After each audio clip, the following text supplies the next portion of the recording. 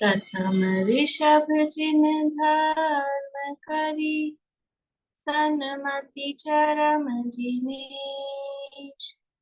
विघ्न हरन मंगल करन, भवतम दुरित दिनेश। वाणी जिन मुख ते चिरी, परिगणाधिप कान। अक्षर पदमय विस्तरी, करहि सकल कल्याण। गुरु गणधर गुणधर सकल, प्रचुर परम्परयान।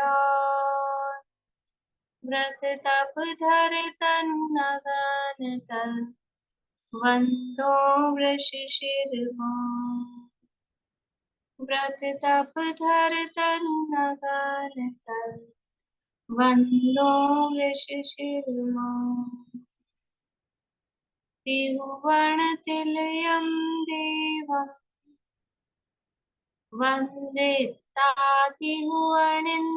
परिपूज्यम्।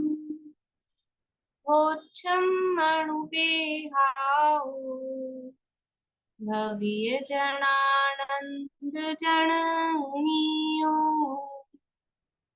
त्रिभुवन तिलक शत इंद्र वंदित, देव श्री अरहंत को। कर नमन कहूँ अनुप्रेक्षाएं, भव्य को सुख करे।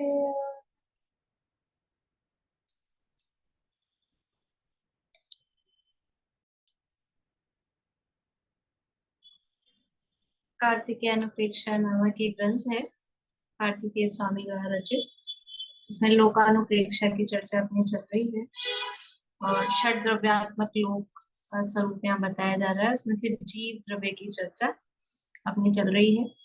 जीव का स्वरूप पहले आगम पद्धति से संसारी जीव की मुख्यता से वर्णन किया, और अब अध्यात्म की अपेक्षा से जीव का स्वरूप, उसमें भी पहले न्याय अपेक्षा से, अन्य मतों की सापेक्षता से जीव का स्वरूप बताया था।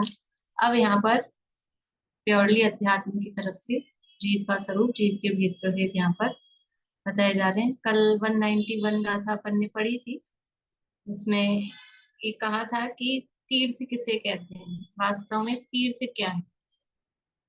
तो लास्ट क्लास में पढ़ी थी, थोड़ी सी चर्चा और करते हैं कि तीर्थ क्या है वास्तव में। जिस तीर्थ की डेफिनेशन क्या है, जिससे तिला जाए उसका नाम तीर्थ। तीर्थ से रिलेटेड कोई शब्द है अपने यहाँ फेमस? तीर्थ शब्द से बोलिए अलका जी। तीर्थंकर, 24 तीर्थंकर ये इनके पढ़िए। तीर्थ, तीर्थंकर शब्द है। तीर्थंकर को तीर्थंकर क्यों कहते हैं? तीर्थ, उनका नाम ही तीर्थंकर है ना। तीर्थम करोति इति तीर्थंकर है, जो तीर्थ को करे, तीर्थंकर। और ये तीर्थंकर की भी जगह तीर्थकृत ऐसा भी बोलते हैं संस्कृत में। तीर्थ अपने इसमें भी है ना, 16 कर्ण भावनाओं के जो नाम है, दर्शन विशुद्धि आदि, उसमें तो वो तीर्थकृत ऐसे ही शब्द उसमें आता है। तो जो तीर्थ को करते हैं, रेखा जी क्या कह रहे हैं, कुछ कह रहे हैं? ठीक है, कोई जरूरी बात नहीं है तो रहने दीजिए। तीर्थ को जो करते हैं, तीर्थ को करते हैं, तो तीर्थ क्या है जिसको वो करते हैं? तो तीर्थंकर को की मुख्य विशेषता क्या है? सामान्य अरहंत हो और इनको तीर्थंकर कह रहे हैं, तो क्या विशेषता है, क्या डिफरेंस है सामान्य अरहंत में और तीर्थंकरों में? कि उपदेश की, दिव्य ध्वनि की, वो डिफरेंस है। सबसे मतलब पहली बात, प्रमुख बात क्या है तीर्थंकरों की? कि जो धर्म तीर्थ का उपदेश देते हैं। परिभाषा है बालबोध में, 3 विशेषता उसमें बताइए। जो धर्म तीर्थ का उपदेश देते हैं, समावर्षण आदि विभूतियों से युक्त होते हैं, और जिनके तीर्थंकर नाम कर्म नाम का महापुण्य का उदय होता है, उन्हें तीर्थंकर कहते हैं। तो पहली बात क्या है, तीर्थ, धर्म तीर्थ का उपदेश देते हैं। तीर्थ क्या है? तीर्थ है ये धर्म, और असली तीर्थ क्या है? कि वाणी, वो वाणी है, वो तीर्थ है, इसलिए उनको तीर्थंकर कहा जा रहा है। ये जो उपदेश है ना, जिससे तिरा जाए, जो स्वयं तरे औरन को तारे, तो जो स्वयं तिरे वो तीर्थंकर तो तिर ही गए हैं, तीर्थंकर बन गए हैं। अब औरों को तारे, नौका को भी तीर्थ कहते हैं, पार उतारने वाली है। तो वो जो वास्तव में भव्य जीवों को पार उतारने वाली क्या है, भव्य जीवों को तिराने वाली ये दिव्य ध्वनि, ये वाणी, जिनवाणी। यदि ये वाणी नहीं होती, श्री जिनकी धुनि दीप शिखा, समझो नहीं होत प्रकाशन हारी, तो किस भांति पदारथ पाती, कहाँ लहते रहते अविचारी। यदि भगवान की वाणी नहीं होती, वहां दीपशिखा का उदाहरण दिया, वो पदार्थों को दिखाती नहीं, तो ये पदार्थ ज्ञान के गम में ही नहीं रहते। और यदि ये जिनवाणी, भगवान की वाणी, ये पदार्थ का स्वरूप नहीं बताती, अनुभव की विधि, मैं जीव हूं ये नहीं बताती, तो मैं अनुभव कैसे करती, हम अपनी आत्मा को कैसे जानते, मैं जीव हूं ये कैसे जान पा रहे हैं, मैं जीव हूँ ये हम कैसे जान पा रहे हैं कि भगवान के उपदेश में, भगवान की वाणी में आया है कि मैं जीव हूँ और मुझ में ऐसी ऐसी शक्तियां हैं, मैं भी भगवान बन सकता हूँ। तो देशना लब्धि का जो रोल है मोक्ष मार्ग में, वो कम नहीं है। उसके बिना मोक्ष मार्ग का प्रारंभ नहीं हो सकता है। प्रथमोपशम सम्यक के बिना मोक्ष मार्ग का प्रारंभ नहीं होगा। प्रथमोपशम सम्यक के लिए 5 लब्धियां चाहिए। वो देशना कहाँ से है, वो देशना वो तीर्थ है। तो सच्चा तीर्थ क्या है कि जिनवाणी को तीर्थ कहा, इसलिए उनको तीर्थंकर कहा। पर अब एक कहाँ है गाथा, जो ध्यान नहीं आ रही गाथा कहाँ की है, वहां कहा कि वास्तव में तो तीर्थ, निश्चय से तीर्थ क्या है, निश्चय से तो आत्मा ही तीर्थ है। और रत्नत्रय को भी जो तीर्थ कह रहे हैं ना, रत्नत्रय को भी जो तीर्थ कहा, वो भी व्यवहार, शुद्धात्मा निश्चय तीर्थ है और रत्नत्रय व्यवहार तीर्थ है। और फिर उस शुद्धात्मा का आश्रय लेकर रत्नत्रयधारी जो जीव, जहां पर, जो कल आपने सुनाया था कि वो जहाँ संत तिष्ठा है, वो भी तीर्थ क्षेत्र, वो क्षेत्र भी फिर तीर्थ कहलाता है। और इसमें कोई आश्चर्य नहीं, अपने जो तीर्थ का मतलब जिससे तिरा जाए, वो जो मोक्ष का मार्ग है, द्रव्य संग्रह में है ना, सम्मदंसनाणम चरणम मुखस कारणम जाने व्यवहारा निश्चेदो तत्तीयमयो नियो अप्पा। इन तीनों से सहित जो अपनी आत्मा है, वो तो निश्चय से मोक्ष का कारण है। और सम्यक दर्शन ज्ञान चारित्र ये क्या है, ये व्यवहार से मोक्ष के कारण है, यानी ये व्यवहार तीर्थ है। मतलब ये निश्चय में भी निश्चय निश्चय और अंदर आते जा रहे हैं। जब रत्नत्रय को निश्चय तीर्थ कहते हैं, तो जिनवाणी को व्यवहार तीर्थ कहते हैं। जब जिनवाणी को निश्चय तीर्थ कहते हैं, तो ये तीर्थ क्षेत्रों को व्यवहार तीर्थ कहते हैं। जब तीर्थ क्षेत्रों को व्यवहार तीर्थ कहते हैं, तो उसके सामने जिनवाणी निश्चय तीर्थ है। जब रत्नत्रय को, जब जिनवाणी को व्यवहार तीर्थ कहते हैं, तो उसके सामने रत्नत्रय निश्चय तीर्थ है। और जब रत्नत्रय को व्यवहार तीर्थ कहते हैं, तो उसके सामने अपना शुद्धात्मा, वो निश्चय तीर्थ। तो जिससे तिरा जाए वास्तव में वो तीर्थ है। तो ये रत्नत्रय रूपी दिव्य नाव, इसके माध्यम से ही संसार सागर से पार उतरा जा सकता है। जो रत्नत्रय की पूजन है ना, उसमें भी इसी तरह के कुछ शब्द हैं, अ, यान या पोत ऐसा शब्द दिया है, शब्द ध्यान नहीं आ रहा। रत्नत्रय पूजन में भी रत्नत्रय को संसार से पार उतारने के लिए यान है, पार उतारन यान, ऐसा शब्द दिया है। तो संसार से पार जो उतारे उसको तीर्थ कहते हैं। तो रत्नत्रय सहित वो रत्नत्रय तीर्थ है। और रत्नत्रय कहाँ पाया जाएगा, रत्नत्रय कहाँ मिलेगा, किस दुकान में मिलेगा, कि रत्नत्रय जीव का ही भाव है ना, जीव में मिलेगा। कहीं ऐसे अलग से थैले में डाल के अपन ले आएंगे, रत्नत्रय अलग हो, कहीं जीव से बाहर कहीं नहीं मिलेगा। तो वो जो रत्नत्रय स्वयं तीर्थ है, तो रत्नत्रय जिस जीव में है, जीव में है, जीव में है, तो रत्नत्रय स्वयं तीर्थ है। तो रत्नत्रय जिस जीव में है, जीव में है, तो रत्नत्रय स्वयं तीर्थ है। तो वो जो रत्नत्रय स्वयं तीर्थ है, तो रत्नत्रय जिस जीव में है, जीव में है, तो रत्नत्रय स्वयं तीर्थ है। तो रत्नत्रय जिस जीव में है, वो रत्नत्रय सहित जीव ही, उसको भी क्या कहते हैं, वो तीर्थ है। रत्नत्रय सहित जीव ही उत्तम तीर्थ है, ऐसी यहाँ तीर्थ की व्याख्या की है। अब यहाँ पर आगे जीव के भेद बता रहे हैं अन्य प्रकार से। अन्य प्रकार से बता रहे हैं मतलब पहले बताए थे कि कहीं जीव के भेद, जो अन्य प्रकार से जीव के भेद बता रहे हैं, पहले कहीं जीव के भेद बताए हैं? बोलिए। सारी और मुक्त। हाँ, पहले भेद बता के आए थे, संसारिणो मुक्ताश्च, और उसके फिर संसारी जीवों के भेद प्रभेद सारे किए। तो वो जीव के भेद वो अलग टाइप से, इसलिए कहा वो आगम भाषा में। और अब अध्यात्म अपेक्षा से जीव के भेद बता रहे हैं। ठीक है, वो समझ लीजिए कि अम, असद्भुत व्यवहारने की अपेक्षा से भेद चल रहे थे बाहर, और अब जो है उस अद्भुत व्यवहारने की अपेक्षा से भेद बताएंगे। भेद है सो व्यवहार ही है, लेकिन वो असमान जाति द्रव्य पर्याय रूप से, और अब यहाँ अर्थ पर्याय रूप से जीव के भेद बताए जा रहे हैं। गाथा नंबर 192 है, पेज नंबर 88, कार्तिकेय उपेक्षा।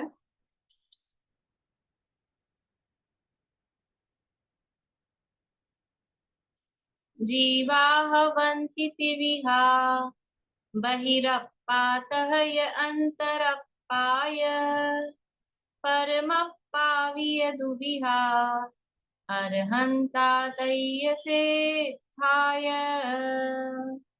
अब सरल प्रकरण आने वाला है, जब लगभग सब पढ़ा हुआ है, छेड़ाला जिन्होंने पढ़ी है छेड़ाला में और अपनी पाठमालाओं में भी चल चुका है, तो सरल है बिल्कुल प्रकरण, सबका पढ़ा हुआ लगभग। देखिए, जीवा हवंती तिविहा, जीव होते हैं, अवंती होते हैं, तिविहा यानी तीन प्रकार के जीव, तीन प्रकार के होते हैं। कौन से? बहिरप्पा, बहिरात्मा, अंतरप्पा, अंतरात्मा, परमप्पा और परमात्मा। ये दुविहा, ये तो तीन प्रकार के बता दिए, बहिरात्मा और अंतरात्मा और परमात्मा। अब परमप्पा भी ये दुविहा, जो परमात्मा है वो दो प्रकार के हैं। सीधा आप देखो शॉर्ट में, पहले जीव तीन प्रकार के, और तीन नाम बताते बताते ही तीसरे के दो भेद भी साथ में यही चालू कर दिए। परमप्पा भी दुहिया अरहंता तहय सिद्धाय, और परमात्मा है वो दो प्रकार के, दु यानी दो, विहा यानी विद यानी प्रकार, दो प्रकार के हैं। अरहंता तह, तहय और सिद्धा, अरहंत और सिद्ध। देखिए अन्वयार्थ, जीव बहिरात्मा, अंतरात्मा और परमात्मा इस तरह तीन प्रकार के होते हैं, और परमात्मा भी अनंत तथा सिद्ध इस तरह दो प्रकार के होते हैं। अब इनके इन भेदों में बहिरात्मा कैसे हैं वो बता रहे हैं। सरल है, ज्यादा कुछ व्याख्या करने की जरूरत नहीं मेरे ख्याल से। ठीक है, अब आगे इनका स्वरूप आगे बता ही रहे हैं। देखिए अगली गाथा पढ़ते हैं। बहिरात्मा कैसा है सो कहते हैं, मिच्छत परिणदप्पा तिव्व कसाएण सुट्ठुआ विट्ठो जीवम देहम एकम मन्नंतो होदि बहिरप्पा। बहिरप्पा बाहर में जो आत्मा देखता है, बहिर अप्पा, अप्पा सो अप्पा यानी आत्मा, अप्पा, अप्पा मतलब आत्मा। छोटे बच्चे होते हैं ना, छोटे बच्चों की भाषा प्राकृत होती है, प्राकृत का मतलब है नेचुरल। बच्चे ऐसे ही बोलते हैं, अप्पा पप्पा मम मम। बच्चों की जो सबसे पहले और अपने आप से स्वाभाविक रूप से जो शब्द निकलते हैं ना, वो इसी तरह के निकलते हैं। फिर वो अपन जो बोलते हैं, वो जो सिखाते हैं, फिर वो उस हिसाब से सीखते हैं। तो अप्पा का मतलब है आत्मा, और अत्यंत प्रिय मतलब ऐसा है सॉफ्ट, अप्पा अपने लिए जो शब्द दिया। तो बहिरप्पा, बहिरप्पा मतलब बाहर में, बही यानी बाहर, बाहर में जो आत्मा देखता है, बाहर में जो आत्मा खोजता है, उसका नाम है बहिरात्मा।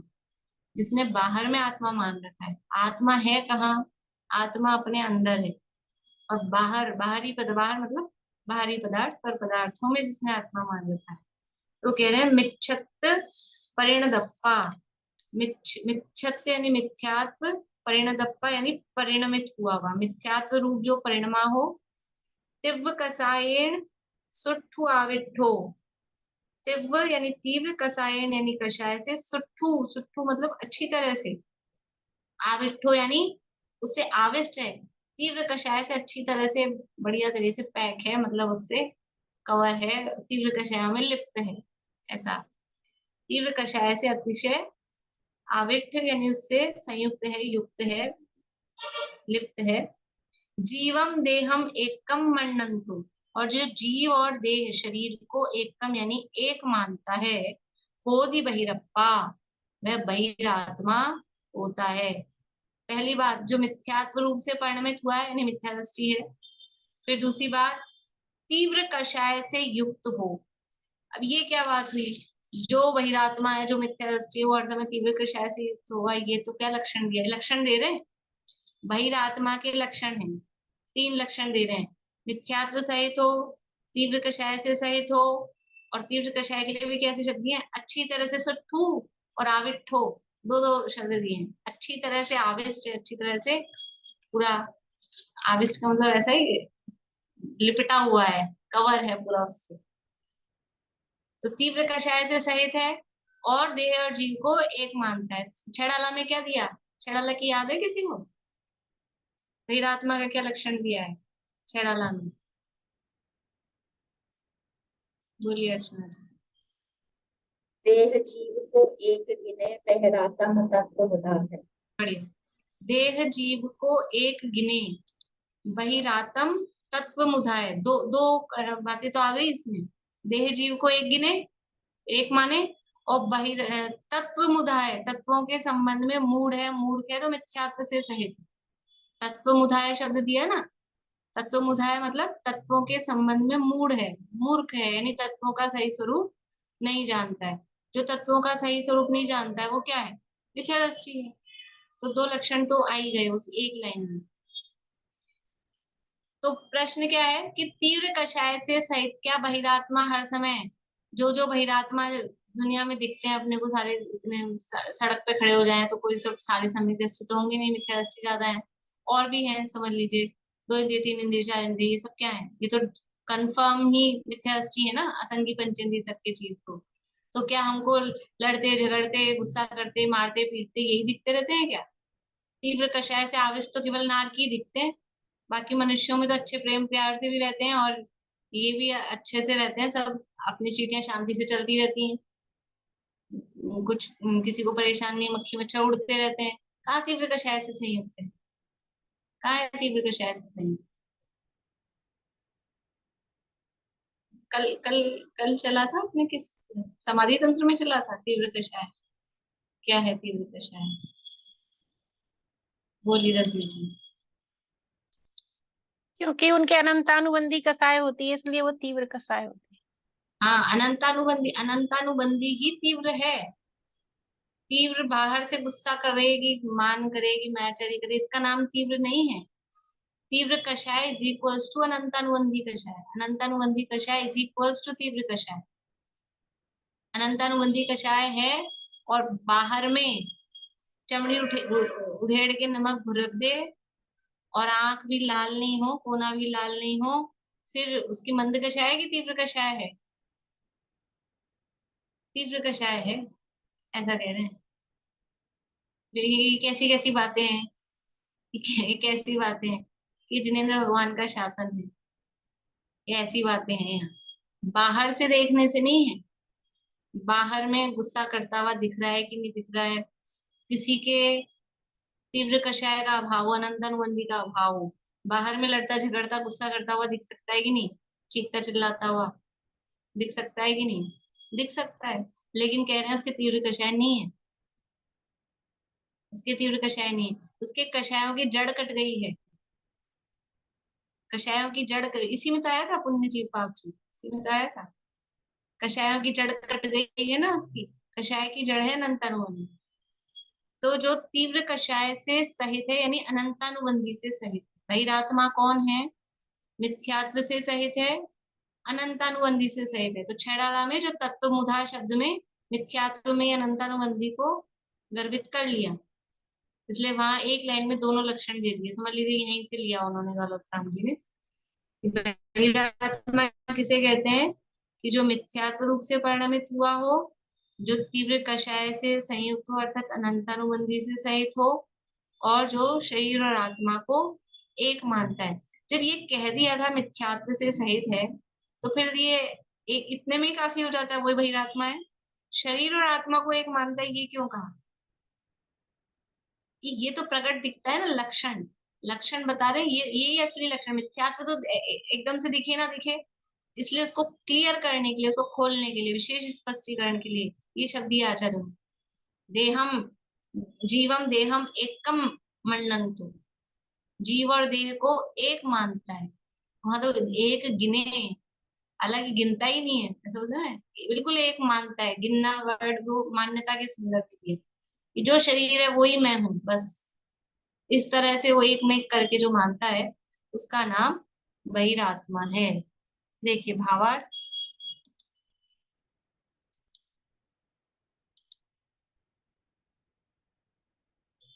जो बाह्य पर द्रव्य को आत्मा मानता है वह बहिरात्मा है। बहिरात्मा यानी बाहरी को, बाहर, और बाहर क्या है? पर द्रव्य। पर द्रव्य को आत्मा मानता है वह बहिरात्मा है।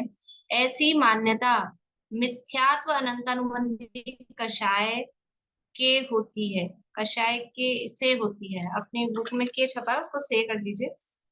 ऐसी मान्यता मिथ्यात्व अनंतानुबंधी कषाय से होती है, इसलिए वह भेद ज्ञान से रहित होता हुआ देह आदि समस्त परद्रव्यों में अहंकार ममकार युक्त होता हुआ बहिरात्मा कहलाता है।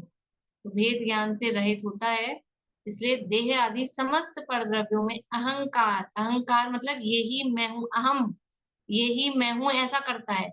और ममकार, ये मेरे हैं। शरीर में तो ये मैं हूं ऐसा भी मानता है, और ये मेरा है ऐसा भी मानता है। और इससे पुत्रादिक में ज्यादातर ममकार होता है, ये मेरे हैं। किसी किसी को ज्यादा एकत्व हो तो अहंकार भी करे। इस तरह से इससे युक्त होता हुआ वो बहिरात्मा कहलाता है। इस तरह से बहिरात्मा का स्वरूप हुआ। अब अंतरात्मा का स्वरूप कहते हैं, गाथा 194। जे जीर्ण वयणे कुशल, जे जीर्ण वयणे कुशलो ध्येयं जानन्ति जीव देहाणम् निश्चय दुट्ठट्ठमया अंतर अपायते तिविहा। जे यानी जो, जो जीव, जिन वयने कुशलो, जिन वचन में कुशल है, प्रवीण है, एक्सपर्ट है। जिन वचन में एक्सपर्ट है का मतलब, जिन वचन में कुशल है मतलब, यानी जिन वचनों को जानते हैं, समझते हैं, उसके मर्म को जिन्होंने धारण किया है, ऐसा जिन वैणे कुशलो। ध्येयम जानन्ति जीव देहाणम, जीव और देह, शरीर और आत्मा का ध्येयम यानी भेद जानन्ति, जानते हैं। जो जिन वचन में कुशल है, यानी जिन वचन जिनेंद्र भगवान के ने जो कहा है उसको अपने जीवन में फॉलो करते हैं, वो है जिन वचन में कुशल। जो जिन वैणे कुशलो यानी उसको, उनके बताए हुए मार्ग पर जो चलते हैं, जीव और शरीर का भेद जानते हैं। निज्जीय दुष्ट अठ मया, निज्जीय यानी जीता है, जीतते हैं। दुष्ट यानी दुष्ट, अठ यानी आठ, मया यानी मद। जो दुष्ट 8 मदों को जो जीतते हैं, जिन्होंने उसको जीता है। अंतर अपायते तिविहा, वो अंतरात्मा होते हैं, और वे त्रिविहा 3 प्रकार के होते हैं। अंतरात्मा किसे कहते हैं? कि जिन्होंने अंदर में अपने आत्मा को पहचान लिया है। बहिरात्मा कौन था? जो बाहर में परद्रव्यों में आत्मा को देख रहा था। अब अंतरात्मा कौन है? जिसने अंदर में आत्मा को देख लिया, वो अंतरात्मा। सिंपल है। अंदर में आत्मा को कैसे देखा? कि जिन वचनों के माध्यम से, जिन वैणे कुशलम, क्योंकि अंतरात्मा बनने के लिए जिन वचन, वो नौका अभी अपन ने देखा था ना, वो नौका है। जिन वचनों का आश्रय लिए बिना कोई जीव बहिरात्मा से अंतरात्मा नहीं हो सकता। उपदेश प्राप्त किए बिना, देशना लब्धि के बिना कोई भी जीव आज तक अंतरात्मा नहीं हुए हैं। तो जिन वर्णे कुशलो यानी जिनेंद्र भगवान का जो उपदेश था, जो उन्होंने उपदेश दिया, उस उपदेश को उनके बताए हुए मार्ग पर चलकर, पंच परमेष्टि की शरण का क्या अर्थ है? पंच परमेष्टि की शरण का क्या अर्थ है? ये सबको रटाया था बेसिक क्लास में, और वो सब आधे अधूरे लोग रह गए हैं। सेजल आप बोलेंगे? जय जिनेन्द्र। हाँ, जो धर्म तीर्थ का उपदेश देते हैं, सम्मोषण आदि विभूति से युक्त होते हैं, जिनको नाम कर्म नाम का महापुण्य का उदय होता है। उन्हें तो तीर्थंकर कहते हैं। अभी पूछा पंच परमेष्टि की शरण का क्या अर्थ है? अब वो जो मोह राग द्वेष रूपी पापों को गुलावे और सच्चा सुख उत्पन्न करे। अभी सुनिए आप 1 मिनट, फिर आपको याद आ जाएगा, देख के बोल जो रहे हैं। परम पद में स्थित होते हैं वो तो परमेष्टि, और उनके बताए हुए मार्ग पे चलकर जो अपनी आत्मा की शरण लेता है उस वो ही सच्ची परमेष्टि की शरण। पंच परमेष्टि की आई शरण की का आवाज मेरी? हाँ आ गई। पंच परमेष्टि द्वारा बताए हुए मार्ग पर चलकर अपनी आत्मा की शरण लेना ही पंच परमेष्टि की शरण है। पंच परमेष्टियों ने जो मार्ग बताया, तो जिनेंद्र भगवान के वचनों में कुशल कि उन्होंने जो मार्ग बताया उस मार्ग पर चलकर अपनी आत्मा में लीन अपने अंदर में देखना। भगवान क्या मार्ग बता रहे हैं? भगवान क्या करते हैं? समर्षण में बैठे भगवान क्या रास्ता दिखाते हैं? जो आता होगा उसको बताते होंगे, देखो इधर देखो, आत्मा को देखो, आत्मा को देखो। क्या करते हैं आत्मा भगवान? समर्षण में भगवान बैठे हो चाहे मंदिर में भगवान बैठे हो, रास्ता कैसे दिखाते हैं? देखो रास्ता मुंह से उपदेश देने की बजाय जो अपने जीवन से अपने आचरण से उपदेश देता है ना, वो बहुत इफेक्टिव होता है। तो भगवान कैसे उपदेश दे रहे हैं? मुंह से उपदेश देते हैं, वो वाणी कीर्ति है, वो तो अलग है। लेकिन वो उनकी मुद्रा ही रास्ता दिखा रही है। क्या मूक केवली होते हैं? जो मूक केवली, वो क्या किसी को तिरने में सहायक नहीं होते हैं? मूक केवली होते हैं कि उनकी मुद्रा ही बता रही है ना, अंतर्मुख मुद्रा अहो आत्म तत्व दर्शाए। वो कह रहे हैं कि जैसे मैं बैठा हूं वैसे बैठ जाओ। वो जो एक उदाहरण आता है ना, वो कहानी, वो तोता था सेठ जी के पास, और सेठ जी जा रहे थे महाराज के पास, तो तोते ने कहा मुक्ति का मार्ग पूछ के आना। तो क्या उपदेश दिया था महाराज ने कि वो मूर्छित होके गिर गए। तो ये भी समझ गया, तोता समझ गया कि क्या करना है। मुंह से उपदेश देने की जरूरत नहीं है, उसको बोलते कि सेठ जी को उसको कह देना मूर्छित होके गिर जाए। तो वो समझ जाता सेठ। तो ऐसे ही भगवान भगवान भी क्या उपदेश दे रहे हैं? हाथ पे हाथ रख के बैठ गए, दृष्टि नासाग्र मुद्रा अंतर्मुख, असमझने वाले समझ जाओ कि क्या करना है। कि हम तो ऐसे सुखी हुए हैं, अबे तुम्हें सुखी होना है तो हो।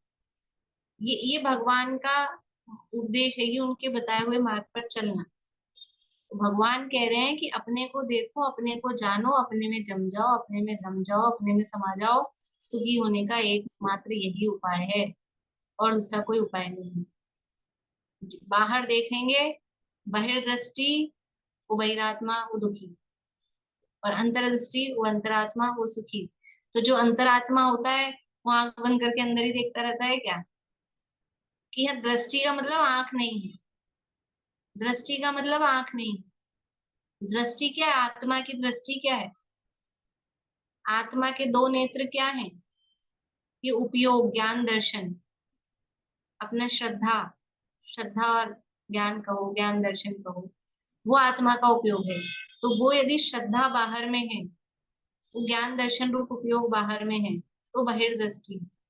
और श्रद्धा अपने में है, दृष्टि का अर्थ वास्तव में श्रद्धा ही है वहां पर। तो श्रद्धा अपने में है, अपने को मैं स्वीकार किया, तो अंतर्दृष्टि। जो जिन वचन में प्रवीण है, जीव और देह के भेद को जानते हैं, और जिन्होंने 8 मदों को जीत लिए हैं, वे अंतरात्मा हैं। 8 मदों को जीत लिया है। देखो यहाँ मद की बात अलग से की है कि जो ये मद किसके होते हैं, मद किसके होते हैं, सम्यक दृष्टि के कि मिथ्या दृष्टि के? मिथ्या दृष्टि के होते हैं। कहाँ आती है 8 मदों की चर्चा? 8 मदों की चर्चा कहाँ आती है?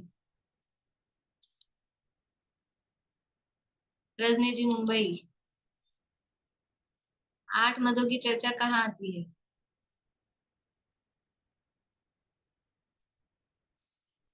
बोलिए प्रेमलता जी। रतनकरण शाकाचार में है, नहीं, सम्यक दृष्टि। मैं ग्रंथ नहीं पूछ रही, मैं अच्छा, प्रकरण कितने का मिथ्या दृष्टि क्यों? नहीं, मिथ्या दृष्टि के होते हैं। मैं टॉपिक पूछ रही हूँ कि किस विषय में, किस प्रकरण में 8 मदों की चर्चा आती है। बोलिए पद्मा जी। 8 आश्रम सम्यक दृष्टि के 25 दोषों में आते हैं 8 मद। हाँ, सम्यक दृष्टि के दोष नहीं, सम्यक दर्शन जो 25 दोषों से रहित है, तो सम्यक दृष्टि इन 25 दोषों से रहित है, उसमें एक दोष है 8 मद। इसका मतलब है सम्यक दृष्टि इन दोषों से रहित है, तो ये किसके होते हैं ये मद? सीधी सी बात है, सम्यक दृष्टि तो रहित होता है, तो मिथ्या दृष्टि के होते हैं। तो वो यहाँ अंतरात्मा कौन है? बहिरात्मा यानी मिथ्या दृष्टि, अंतरात्मा यानी सम्यक दृष्टि। तो यहाँ 8 मदों से रहित कह के और भी समझ लेना, एक ले लिया दोष, यानी एक ग्रुप ले लिया तो 25 दोषों से ही रहित। वसु समझ लो, शंकादि 8 दोष और शयन आयतन और 3 मूर्ता, इन सब से वो रहित होता है। निज्जीय दुष्ट मया, जिन्होंने 8 मदों को, दुष्ट जो 8 मद हैं उनको जिसने जीत लिया है। अंतर अपाते विधिहा, ऐसे वो अंतरात्मा है। और अंतरात्मा कितने प्रकार के हैं? अंतरात्मा 3 प्रकार के हैं। देखिए भावार्थ पढ़ते हैं। जो जीव जिनवाणी का भले प्रकार से अभ्यास करके जीव और देह के स्वरूप को भिन्न भिन्न जानते हैं, वे अंतरात्मा हैं। देखो जो जीव में यहाँ वो दिया है फुट नोट में नीचे, स्वाश्रय के बल सहित, यानी खाली जिनवाणी का भले प्रकार अभ्यास करके, भले प्रकार शब्द दिया है ना, इसका मतलब ही ये है कि अपने आत्मा के आश्रय, स्वाश्रय का बल, जिनवाणी का अभ्यास खाली ज्ञान बढ़ाने के लिए, दूसरों को दिखाने के लिए, या कुछ समझ लो पुण्य कमाने के लिए, इसके लिए जिनवाणी का अभ्यास नहीं करना। जिनवाणी का अभ्यास अपने स्वरूप की प्राप्ति हो, अपना स्वरूप समझ में आए, स्वाश्रय का लक्ष्य हो, उसके लिए जिनवाणी का अभ्यास करना, तब तो वो जिनवाणी कार्यकारी होगी। अदरवाइज तो क्या है कि वो सब खाली ज्ञान बढ़ाने के लिए, तो ज्ञान का परिग्रह हो जाएगा। उसका असली जो फल है, जो रिजल्ट आना चाहिए जिनवाणी के स्वाध्याय का, वो नहीं आ पाएगा। तो जो जीव जिनवाणी का भले प्रकार से अभ्यास करके, दोनों शब्द दिए ना, भले प्रकार से और अभ्यास करके, मतलब स्वाश्रय अपने आत्मा के लक्ष्य से। और जिनवाणी में जो कहा गया है अभ्यास का मतलब क्या है, कि यहाँ कहा है कि शरीर और आत्मा अलग अलग हैं, भेद ज्ञान करो, तो अपने को अपने में देखो, तो ये अभ्यास, ये प्रैक्टिस करो, इसका प्रयास करो, इसका नाम है अभ्यास। जिनवाणी का अभ्यास। ये राग दुखदाई है, तो हमें राग दुखदाई लगता है कि नहीं लगता है? अगर राग में अच्छा लग रहा है, राग बढ़िया लग रहा है, भला लग रहा है, तो ये जिनवाणी का भले प्रकार अभ्यास नहीं है। राग कोई सा भी राग हो, किसी भी तरह का राग, भी राग शब्द बोला, जो भी परिणाम है ये दुखदाई लगने चाहिए हमें। ये अपने मोह राग देश के परिणाम ये दुखदाई लगने चाहिए। जिनवाणी में क्या है, पर पदार्थ सुख दुख का कारण नहीं है, तो ये हमें लगता है कि नहीं लगता है? और हमें पर पदार्थी सुख दुख के कारण लग रहे हैं, इसका मतलब जिनवाणी का भले प्रकार अभ्यास नहीं है। 2 घंटा पढ़ो, 4 घंटा पढ़ो, 6 घंटा पढ़ो, पढ़ना मात्र वो अभ्यास नहीं है। स्वाध्याय कब पूरा होता है? उसके 5 अंग हैं और उसमें से 4 कंपलसरी है, 5वां तो ऑप्शनल है। वाचना, प्रचना, अनुप्रेक्षा और आमना, ये उसके अंग हैं। ये खाली भेद नहीं है कि कोई सा एक कर लिया, ये स्वाध्याय के अंग हैं। तो जब तक अनुप्रेक्षा और आमनाएं नहीं हो तब तक स्वाध्याय नहीं हुआ, तो जिनवाणी का अभ्यास नहीं हुआ। वही को विचार, वाको चिंतन, वाको मनन, वो होना चाहिए।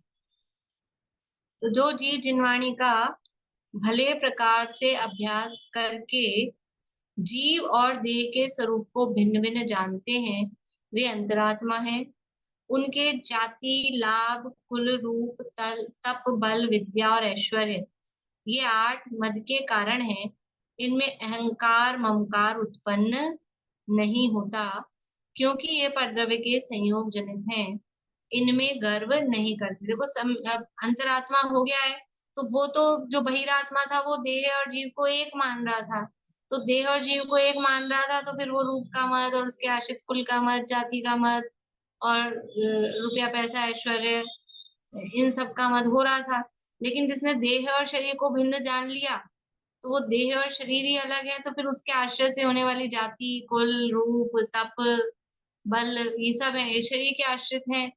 तो वो उसके ये मद, अहंकार, ममकार इनमें, इन चीजों में नहीं होता, क्योंकि ये परद्रव्य के संयोग जनित है, परद्रव्य के माध्यम से होते हैं। जो भी ये चीजें हैं ये परद्रव्य के संयोग जनित हैं। इनमें वे गर्व नहीं करते। वे अंतरात्मा 3 प्रकार के हैं। 3 प्रकार के अंतरात्मा कौन कौन से हैं? छड़ा, बिल्कुल समझ लो, छड़ाला चल रही है। बहिरातम, अंतर्यातम, पर मातम जीव त्रिधा है। देह जीव को एक गिने, बही रातम तत्व मुधा है। उत्तम मध्यम जघन त्रिविधि के, अंतर आतम ज्ञानी। द्विविध संग बिन शुद्धोपयोगी, मुनियोत्तम निज ध्यानी। वही ये आगे इस गाथा में वही बताने वाले हैं। और समझ लीजिए पूरा यहाँ कार्तिकेय अनुप्रेक्षा से ही, यहाँ से कहो या आगे परमात्मा प्रकाश में भी ये प्रकरण है कि भेद जीव के इस तरह से दिए हैं। वहां पे भी भेद तो यही होंगे ना यार, स्वरूप भी यही है, कहीं से भी लेंगे स्वरूप तो यही है। देखिए पढ़ते हैं अपन गाथा।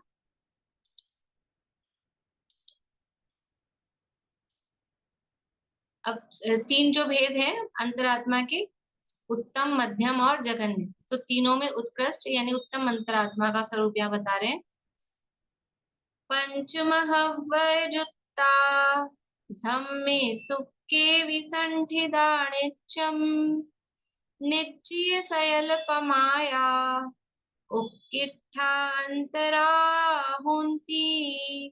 बहुत सरल प्राकृत है, आप लोगों को भी समझ में आने लग गई होगी, अपन पाठ करते हैं काफी टाइम से। पंच महव्वय जुत्ता, 5 महाव्रत से जो युक्त है। धम्मे सुक्के विसंठिदा नित्यम, जो धर्म और शुक्ल ध्यान में संठिदा स्थित रहते हैं। नित्यम यानी नित्य, हमेशा, हमेशा धर्म और शुक्ल ध्यान में स्थित रहते हैं। निज्जीय सयल पमाया, निज्जीय यानी जीत लिया है, सयल यानी सकल, पमाया यानी प्रमाद, जिन्होंने संपूर्ण प्रमाद को जीत लिया है।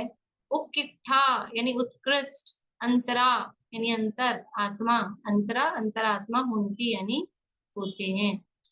देखिए अन्वयार्थ, जो जीव 5 महाव्रतों से युक्त हों, नित्य ही धर्म ध्यान शुक्ल ध्यान में स्थित रहते हों, और जिन्होंने निद्रा आदि सब प्रमादों को जीत लिया हो, वे उत्कृष्ट अंतरात्मा होते हैं। उत्कृष्ट अंतरात्मा कौन है? 5 महाव्रतों से युक्त हैं। ये कहते ही, ये देखते ही कौन समझ में आ रहा है अपने को? महाव्रतों से सही कौन होते हैं? मुनिराज। तो मुनिराज की बात है, इतना तो समझ में आ गया। लेकिन अब मुनिराज में भी कौन से मुनिराज ले रहे हैं? तो 5 महाव्रतों से सही तो मुनिराज हो, एक तो ये बात हो गई। लेकिन अब कौन से मुनिराज हैं? नित्य ही धर्म ध्यान शुक्ल ध्यान में स्थित रहते हैं। तो धर्म ध्यान शुक्ल ध्यान में स्थित मतलब शुद्धोपयोग में लीन रहते हैं। ध्यान में स्थित रहते हैं मतलब शुद्धोपयोग में जो लीन रहते हैं। अभी भी धर्म ध्यान शुक्ल ध्यान से भी या मुनिराज कहने से भी मुनिराज तो छठे गुण स्थान से लेके कहाँ तक होंगे मुनिराज? छठे से 12वीं तक सब मुनिराज हैं। तो एक और बात बता रहे हैं, जिन्होंने निद्रा आदि सब प्रमादों को जीत लिया है। कौन से मुनिराज लेने हैं? जिन्होंने प्रमाद को जीत लिया है, प्रमाद से रहित हैं। तो प्रमाद से रहित मुनिराज कौन से गुण स्थानवर्ती होते हैं?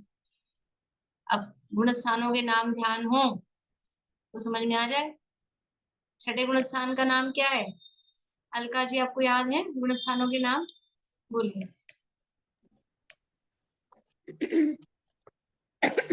पहला मिथ्यात्व सासादन वहां से बोलूंगी आप? छठे से ही बोलिए। प्रमद, अप्रमद और अनिवृत्तिकन, अपूर्व कर, अनिवृत्तिकन और उपशांत मोह, शीन मोह, नहीं सूक्ष्म सांप्राय, उपशांत मोह, शीन मोह, सयोकेली, अयोकेली। चलिए ठीक, बढ़िया। छठे गुण स्थान का नाम है। देखिए जिनको भी गुण स्थानों के नाम याद नहीं है ना, तो समझ लीजिए कंपलसरी है नाम तो याद करना कम से कम। निशा जी याद है आपको? जिनका मुझे लग रहा है एक आधों का कि इनको नहीं, बाकी तो सबको याद है पहले जो है। ललतेश जी, आप गुण स्थानों के नाम पूछ के नीलम भाभी से और लिख के और याद करिएगा। अब नाम कैसे याद करने हैं? ऐसे नहीं जैसे इन्होंने अभी बोले। पहला मिथ्यात्व, दूसरा सासादन, नंबर, क्योंकि अपन अपने ऐसे बोला छठा गुण स्थान, तो फिर छठा कौन सा?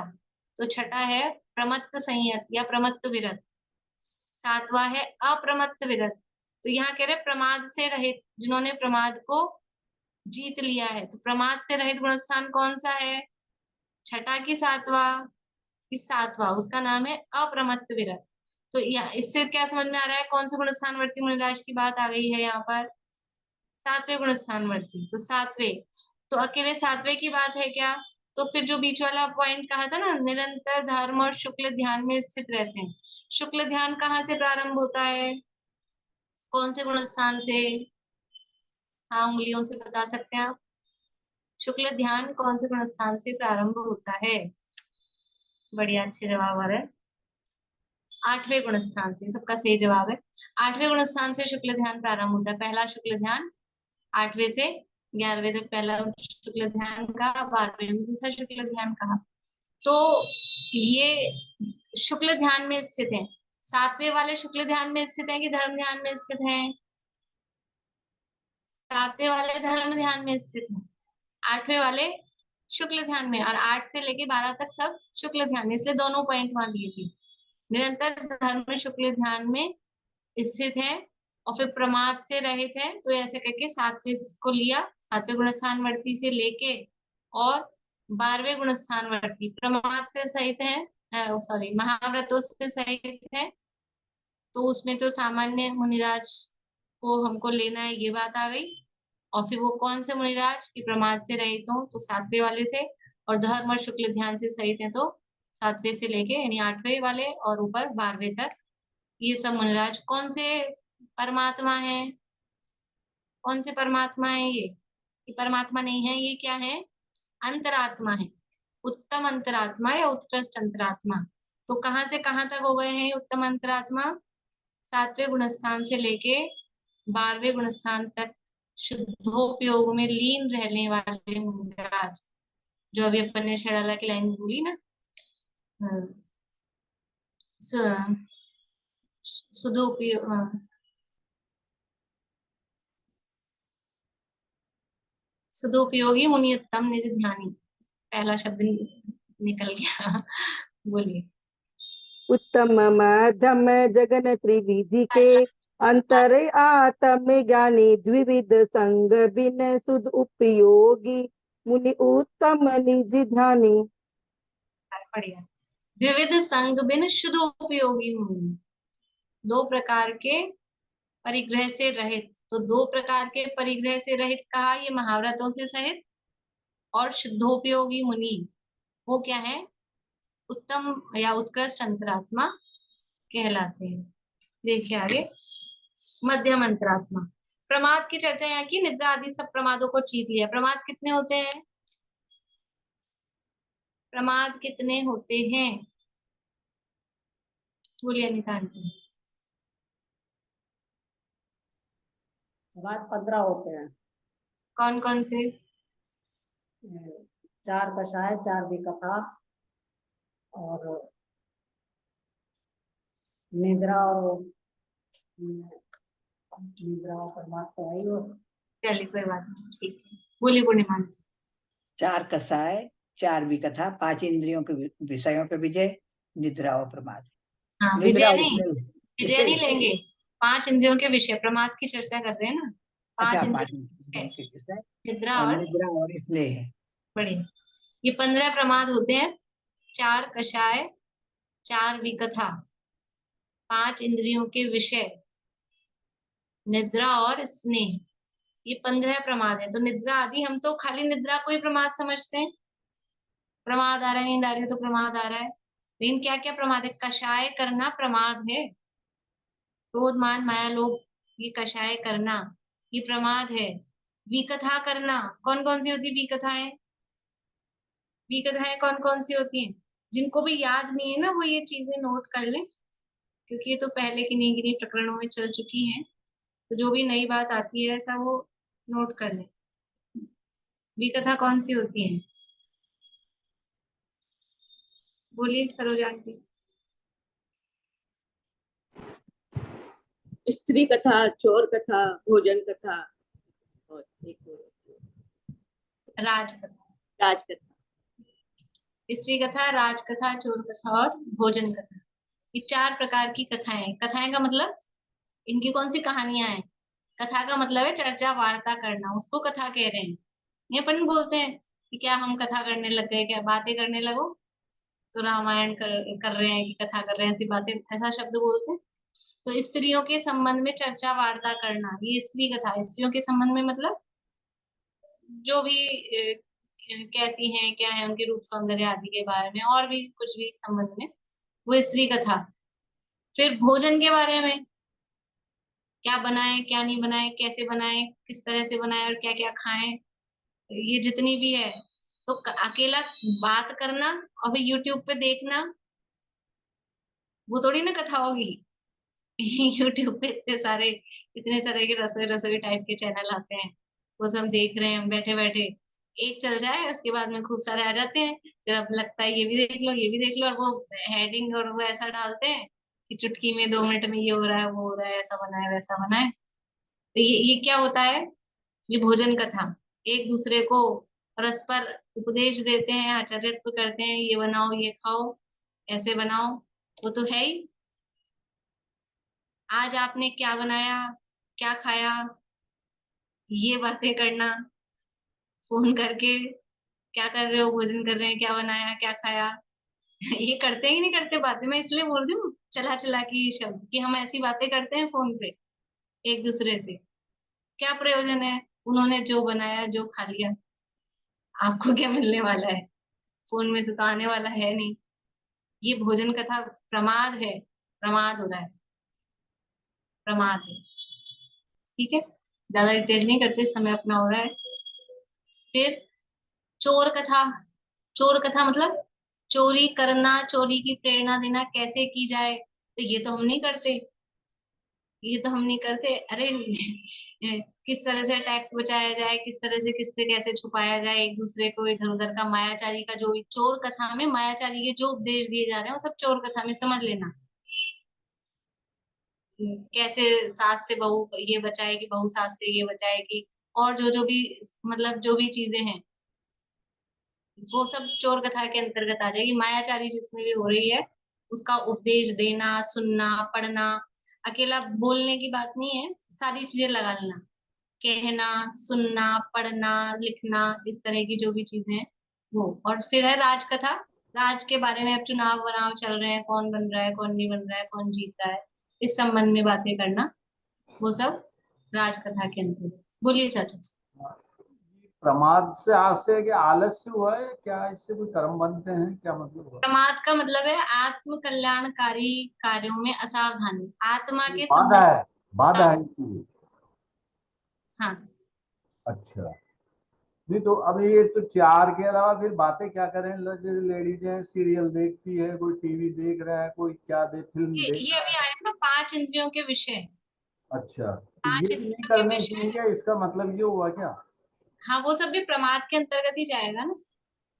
अच्छा, वो भाई प्रमाद है और उसके अंदर गृहस्थ टीवी करेगा देख क्या? रहे हैं तो एक तो विषय है, हम्म, डबल प्रमाद है। एक तो विषय है नेत्रेंद्रिय का, कर्णेंद्रिय का विषय है, और फिर हाँ, उसमें बातें क्या चल रही है, वो जो दिन के सीरियल आते हैं सास बहू वाले। ये तो अपन अब उस, गृहस्थी हैं तो अपन अब 10-20% तो ये बातें तो होगी। तो भाई क्या करें? अब अपने लिए कुछ तो छूट है कि नहीं है? क्या किया जाए? नहीं, इससे इससे रहित तो नहीं हो सकते, क्योंकि ये प्रमाद चल रहा है छठे गुण स्थान तक।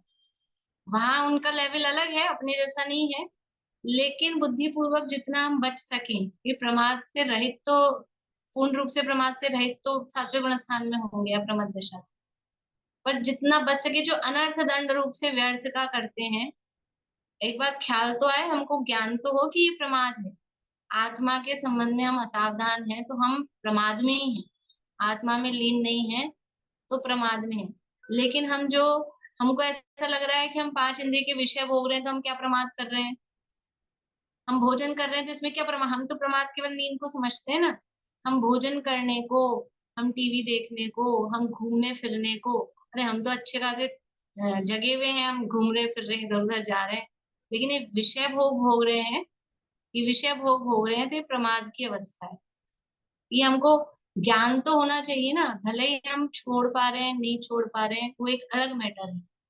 और जब ज्ञान होता है तो यथा योग्य फिर परिणमन उसके हिसाब से जितनी अपनी शक्ति है, जितना कर सकते हैं, व्यर्थ के उससे तो बच ही सकते हैं। ठीक है?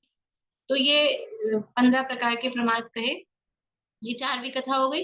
फिर 5 इंद्रियों के विषय, कि जो भी हम विषय भोग रहे हैं, स्पर्शन रसना घ्राण चक्षु आदि के, वो वो सब प्रमाद के अंतर्गत आएंगे। वो भी प्रमाद है। और फिर निद्रा, निद्रा तो स्पष्ट है ही, सोना जो कह रहे हैं अपन वो प्रमाद। और स्नेह, स्नेह को अलग से लिया। फिर राग भाव है ना, ये राग भाव प्रमाद है। स्नेह में, राग में रति करना, राग करना, ये भी प्रमाद है। ये आत्मा से विमुख करते हैं, आत्मा से दूर रखते हैं। तो कुशलेशु अनादरः प्रमाद है, कुशल कार्यों में असावधानी, उसका नाम प्रमाद है। दुनिया में भी इसी को प्रमाद कहा जाता है ना। अपने काम पड़े हो और यहाँ बैठे हैं तो क्या कहते हैं? कि प्रमाद में पड़ा है। जो करने योग्य कार्य था वो नहीं करा, और इधर उधर की उठापटक भले ही करते रहो, तो उस व्यक्ति को कहते हैं प्रमादी है। तो कुशल कार्य में असावधानी, कुशल कार्य का मतलब जो करने योग्य कार्य है। और हमें करने योग्य कार्य क्या है? हमें करने योग्य कार्य एकमात्र अपने आत्म स्वरूप की पहचान, अपने को आत्मा जानना, वो करने योग्य कार्य है। तो वो नहीं किया तो प्रमाद दशा कही जाती है। इस प्रकार से ये उत्तम अंतरात्मा तक की चर्चा अपनी हुई है। मध्यम और जघन्य अंतरात्मा और परमात्मा के स्वरूप की फिर चर्चा अपन कल करेंगे। सरल है प्रकरण, अब ज्यादा कठिन नहीं है। जिनवाणी स्थिति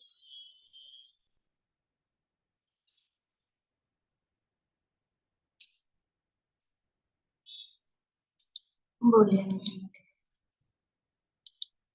नहीं, जिनवानी स्तुति बोलने के लिए कह रहे। हाँ, जिनवाणी स्थिति।